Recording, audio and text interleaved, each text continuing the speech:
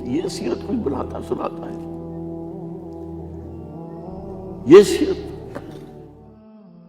السلام علیکم ورحمۃ اللہ وبرکاتہ۔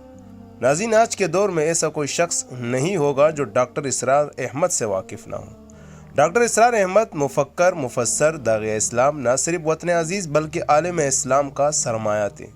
50 سال سے زائد عرصہ انہوں نے خدمت اسلام اور خدمت قرآن میں گزارا۔ ساری زندگی امت مسلمہ کو جگانے اور متحد کرنے کے لیے سرگرم عمل رہے تاکہ نشاط ثانیہ کے عمل کا آغاز ہو سکے۔ سیرت مبارکہ پر ان کے خطبات عوام و خواص میں بہت مقبول ہوئے ہیں۔ زیر نظر کتاب سیرت النبی انہی خطبات کی تحریری شکل ہے۔ سیرت النبی ڈاکٹر اسرار احمد کے سیرت رسول صلی اللہ علیہ وسلم پر خطبات کا مجموعہ ہے جو مرکزی انجمن خدام القرآن لاہور کے زیر اہتمام شائع کی گئی مختلف کتب کی مدد سے مرتب کیا گیا ہے۔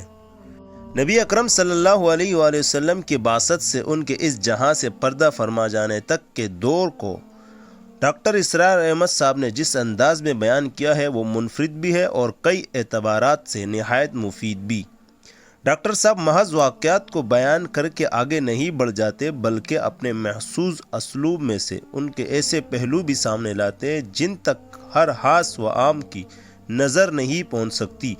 انہوں نے واقعات کے بجائے ان میں مضمر علمی و دینی نکات کو زیادہ توجہ دی ہے۔ اس اعتبار سے سیرت النبی صلی اللہ علیہ وسلم سیرت کی دیگر تمام کتابوں میں سے ایک منفرد حیثیت رکھتی ہے۔